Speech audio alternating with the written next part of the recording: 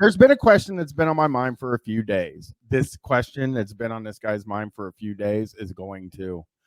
We see a lot of flying spaghetti monster believers wear a colander on their head to express their faith. What I've been wondering is that a colander is initially a tool designed to let stuff pass, but pasta. Therefore, by wearing such a utensil, one could assume it should prevent oneself from being touched by his noodly appendage. Yeah, I know the flying spaghetti monster passes through solid matter with ease and that a colander wouldn't prevent anyone from being touched.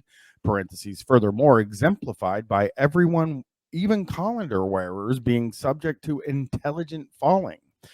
But metaphorically, wouldn't wearing one carry the meaning, don't you dare touch me, you slimy god of love, understanding, and satiating meals? This guy is somehow overthinking the Church of the Flying Spaghetti Monster. I did not know that was possible, but he somehow managed to do it.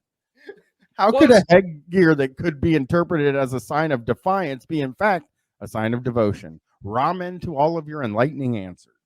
I mean, it's so fun. It reminds me of like when you hear someone like Neil deGrasse Tyson or whatever talk about not seeing the value of a humanities degree and then posting something that betrays like a total ignorance of any liberal arts education. Like this, for example, this guy doesn't know a fucking thing about religion. He doesn't know why someone would wear a kippah in Judaism or, you know, a headdress in Islam or whatever. He has no fucking clue. So he's asking questions about a fucking colander on Reddit.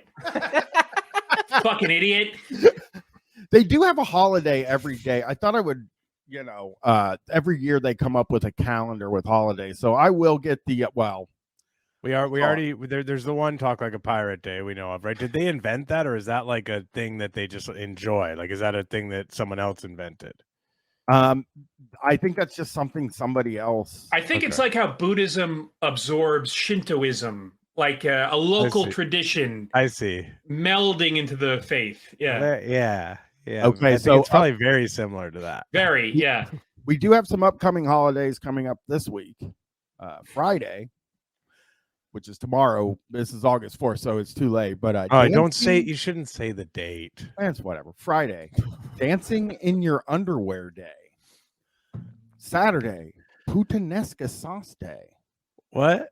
What's puttanesca? Do you guys? What is that? It's a type of spaghetti sauce. Okay, gotcha. Yeah. Good. Hey, I'm glad, because for me, I'm a big fan of the spaghetti. You know, it's a big meal for me. Squirrel Spotting Day is Sunday. Monday is Intergalactic Intercourse Day. I don't care to interrogate that one. Actually find out what that is. It seems like the other ones are sort of like easily, you know, like, you know, just like you're looking at squirrels one day. Monday, you got a fucking alien. I mean, I guess is that kind of part of their humor, though, that kind of random stuff, you know? Well, Tuesday's International Goat Day.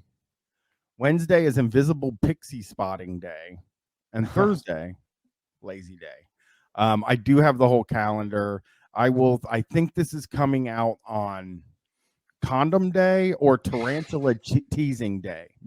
I'm pretty sure. One of the two. So, well, hey, I'll tell you what. One of those days, actually, you know. Chris loves. Sorry? You love those days. Yeah, I love the condom days. You told me, you said you call me Raw Dog Bry. I never said call me Raw Dog Bry. I would never, ever, ever say anything like that. I know that it's been married since he's with the same person since high school. I'm looking up my birthday here. To see what the holiday. Oh yeah, let's check our birthdays. This is exciting. What do you guys get to do on your birthdays? Okay, yeah, Brian, mine is Juggling Day. Okay, Juggling Day. That's kind of cool. That's kind of fun. You get a juggler in for your birthday as the entertainment or whatever. Mine is November 6th.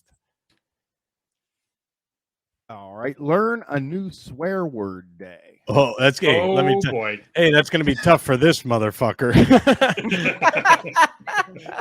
What's your birthday, Tom? A week from August the 8th. Oh, Little tripped up there, Tom, on what your International birthday Goat is. Day. He wasn't sure. He wasn't. Oh, well, he one didn't- thing is I hate my birthday, and I hate birthday attention. Well, maybe That might change. That might be yeah, about Tom, to change. this might be a big moment for you. International Goat Day. So, Oh, you're the goat. Tom's the goat. Oh, that's huge. man, what That's are we huge. looking at? December 2nd.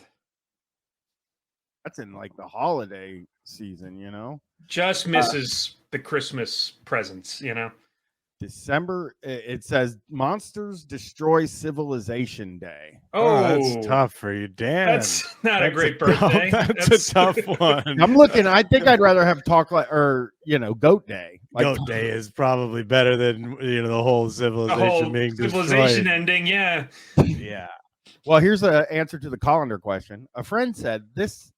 It symbolizes that I trust the flying spaghetti monster to have infinitesimally thin limbs, like is said in the holy text. The dichotomy in your text is what I find amazing in this religion. The fact that we can accept the physical and spiritual meaning of all parts of our existence through her science and love of her ever-fitting width of appendages. Truck U 666 says, it turns out the pasta was inside of us all along. His noodly goodness does not reach down from the heavens and touch you from the sky. He touches you from within your heart.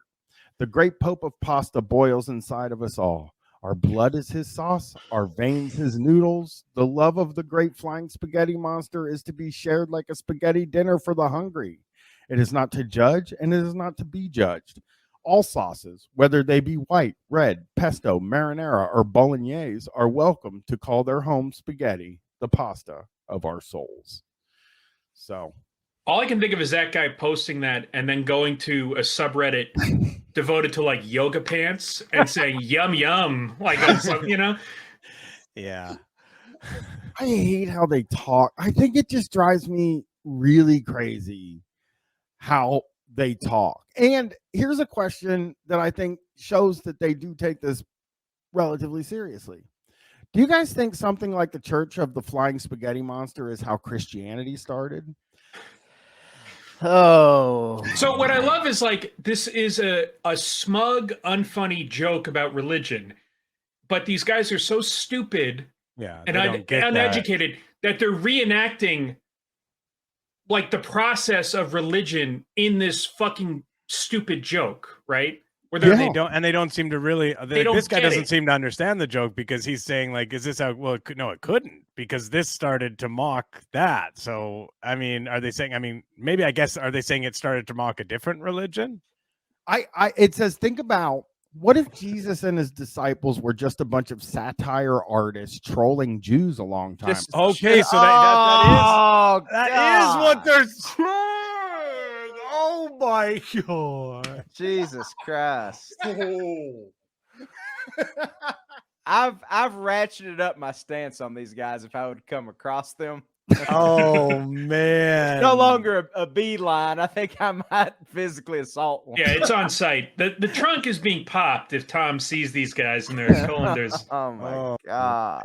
Wow. This is how they take people are like, oh, they're just fucking around. I think they take themselves a bit more seriously than maybe some people do. Like there certainly seems to be some people who are 100% joking. That's also insufferable. All of that is terrible. But there seems to be some people who are like, yeah, you know what? Obviously it started as a joke, but like, hey, all religions are a joke. Maybe we could get have some sort of a movement here. Well, it reminds me of like, and I don't know, maybe you guys feel differently about this, and I don't know that much about it, but that guy who had that fake conspiracy theory of like birds aren't real. Yes. And I remember seeing that and just thinking, it's not funny to me because I just know because of this in 6 months, actual people are going to be saying birds aren't real and they're not going to be joking about it. Like, it's such a thin satire to me. Like, it's just going to become real overnight because Alex Jones doesn't believe most of the shit he says, right? Yeah. And then he says it, and then people do believe it, Yeah. I don't know. Well, guy goes, what if the Church of the Flying Spaghetti Monster becomes a world religion that is taken serious? He said taken. I'm not taken. Yeah. Taken seriously and is apologetics and everything. Real Bowtie says, first, Pastafarian. Sorry, Real Bowtie. Fantastic. Excuse me. In two different ways. You know, Yeah, this right. guy's like this guy's thing is flying spaghetti monster. He's bow tie pasta. is like- Farfalle, I believe it's Beautiful. called. Beautiful. Yeah. First, Yeah. Pastafarianism is already a world religion with members in many countries. Second, there are apologetics in both the original gospel and the gospel of bow tie using some airtight logic. Third, we have never trolled anyone, or if there are members who do, they are not doing the will of the noodly master. Since most religions are inherently based on fellowship cemented around a set of absurd beliefs, there really is no difference between the flying spaghetti monster, Judeo-Christianity, Islam, Hinduism, or Buddhism. So what this guy has done is kind of a cool thing is he's taken the joke, which was unfunny, and then he's like taking that joke and he's actually taken the part that was even meant to be funny out of it. And he's just kind of saying the thing now, you know, like that's very cool. I'm going to throw this out there, see what you guys think. I can still think of some differences between this and Christianity and Islam. Oh yeah.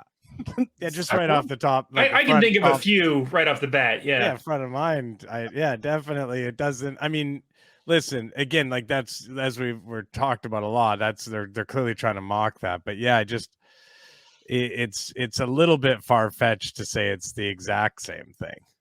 Well, I will say that there is argument within the religion about this. Dorian Gray 42 says, I have a friend who left the flying spaghetti monster religion for that very reason. He felt people were starting to take it too seriously without the required open-mindedness. So there is a schism in the church. We could see a split. I mean, Tom seems to know the most about religion of all of us. Is this not like reenacting what actual religions go through, but just with the worst theology ever created in human existence? Well, I mean, it's funny because I was thinking about like the founding of Christianity. You have to sort of put it in the context of like Pax Romana and like the Roman Empire and everything that was going on at the time. It's like they're not even like tackling that part of it. Like this is not like it. Like this is not like a rebuke of like Bush era like Iraq stuff or anything like that. You know, there's no. I don't know. There's just nothing but like epicness undergirding it. It's very, very surface level, and it doesn't seem to have very much depth to it at all. It seems to be like similarly to their, you know, the idea of their name or whatever, just that they were wearing a colander on their head. Like it doesn't seem to be well thought out. It just seems to be like a stupid joke that won't fucking stop. But the flip side is, imagine if Jesus talked about like, and in heaven, you'll get epic mana. And yeah, you'll be a gladiator also, by the way, in gladiator heaven. Yeah. If Jesus was a Reddit guy, this is what we're getting served up. It's kind of funny because even their conception of the afterlife is like kind of related to like their crude, like post 9/11 understanding or what they perceive to be their understanding of the Islamic afterlife with like, you know, right, the virgins and all that kind of shit. It's like they're kind of like goofing on that. Yes. A little bit. That is true.